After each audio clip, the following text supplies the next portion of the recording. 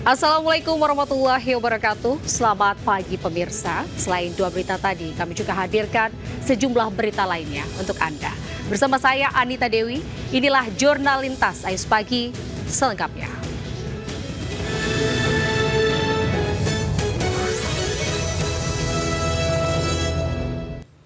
Pemirsa, sebuah rumah yang dijadikan sebagai tempat pembuatan uang palsu di kawasan Bogor, Jawa Barat digerebek polisi. Selain mengamankan dua tersangka, polisi juga mengamankan ribuan lembar uang palsu beserta beragam peralatan cetak.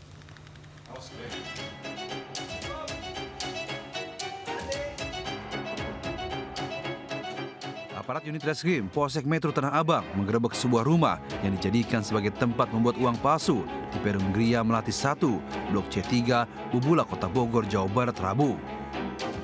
Penghuni rumah yang buka pintu langsung dibekuk petugas.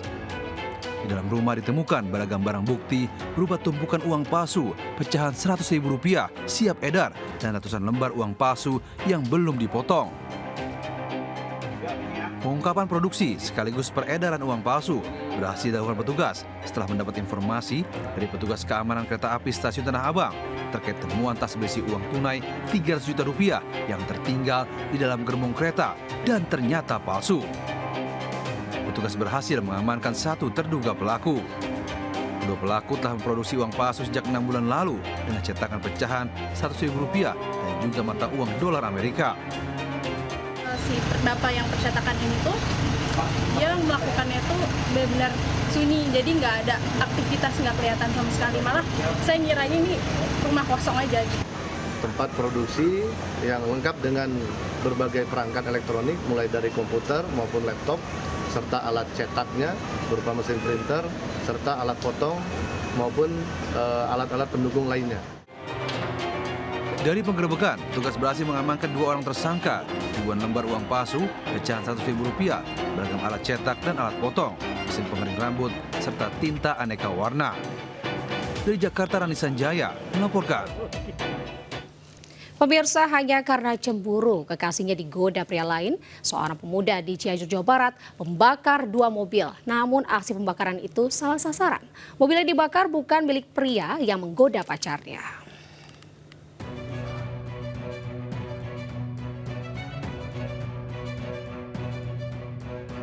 Pemuda 21 tahun ini mendatangi rumah pemilik ruko yang diduga menggoda pacarnya di Jalan Raya Siliwangi, Cianjur, Jawa Barat. Ia datang dengan membawa sampah kering dan ban bekas untuk dibakar di bawah mobil. Dalam sekejap, kobaran api melumat dua mobil yang parkir di depan rumah pemilik ruko. Namun mobil yang dibakar ternyata mobil milik warga yang sengaja parkir di depan rumah pemilik ruko.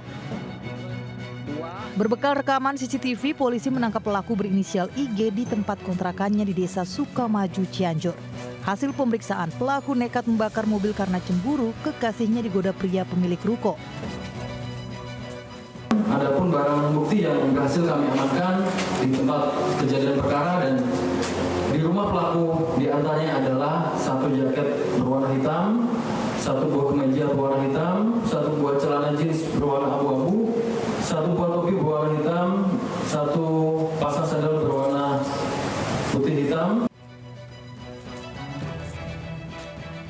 Pelaku pun ditahan di Mapolres Cianjur. Polisi menjerat pelaku dengan pasal yang membahayakan keamanan umum dengan cara membakar dan terancam hukuman 12 tahun penjara. Dari Cianjur, Jawa Barat, Muhammad Andi Ihsan, Ainus melaporkan. Pemirsa, dokter residen di Rumah Sakit Hasan Sadikin, Bandung, cabuli keluarga pasien. Pelaku ini membius korban dengan dalih pengambilan sampel darah untuk orang tuanya yang akan operasi.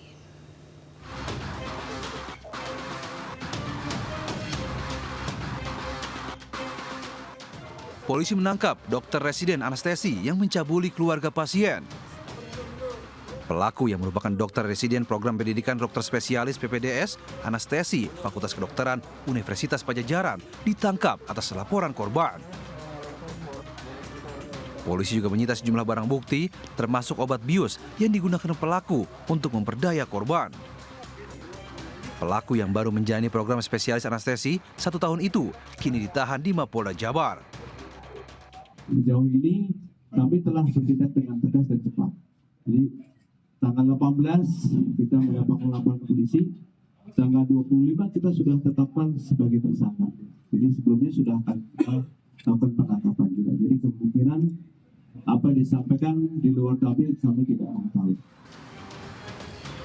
Bermula saat korban akan diambil sampel darah untuk transfusi orang tuanya yang sedang dirawat sebelum operasi. Korban tidak memahami proses dan hanya mengikuti arahan pelaku yang merupakan dokter residen. Korban diminta ganti baju oleh pelaku, kemudian dibius. Peristiwa tersebut terjadi tengah malam. Keesokan pagi, saat sadar, korban merasa sakit tidak hanya di bagian tangan, tapi juga nyeri di bagian kemaluannya. Korban minta divisum dan ditemukan bekas sperma di kemaluannya.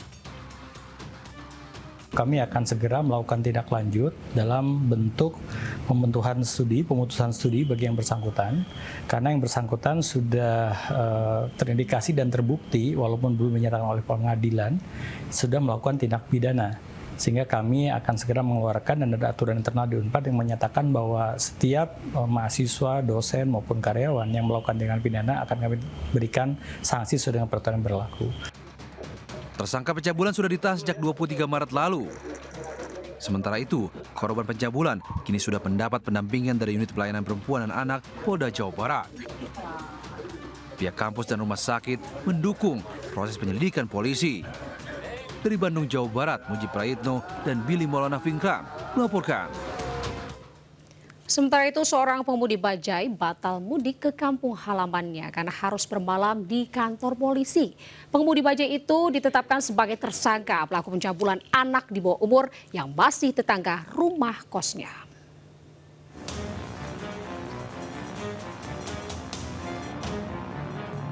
Pria 51 tahun ini batal mudik ke kampung halamannya di Tegal. Pria yang sehari-harinya berprofesi sebagai pengemudi bajai ini harus bermalam di Mapolsek Grogol Petamburan karena kasus pencabulan. Korbannya anak perempuan yang masih di bawah umur dan tetangga rumah kosnya. Pencabulan itu sudah berlangsung 3 kali. Terakhir pelaku mencabuli korban saat malam takbiran. Pelaku memberikan uang Rp5.000 sampai Rp50.000 ke korban supaya tidak cerita ke siapapun. Jadi korban ini kebetulan adalah tetangganya di kos-kosan di daerah Tomang. Nah, adapun korban ini diiming-imingi sama pelaku sejumlah uang yang bervariasi karena kejadian sempat sudah terjadi 3 kali. Polisi menjerat pelaku dengan Undang-Undang Perlindungan Anak dengan ancaman hukuman 15 tahun penjara. Dan pelaku kini tak bisa bertemu keluarga di kampung halaman karena perbuatan cabulnya terhadap anak tetangga. Dari Jakarta, Miftahul Ghani melaporkan. Pemirsa, liputan tadi sekaligus menutup Jurnal Lintas News pagi hari ini. Saya Anita Dewi beserta kerabat kerja undur diri. Terima kasih atas kebersamaan Anda. Selamat pagi. Wassalamualaikum warahmatullahi wabarakatuh.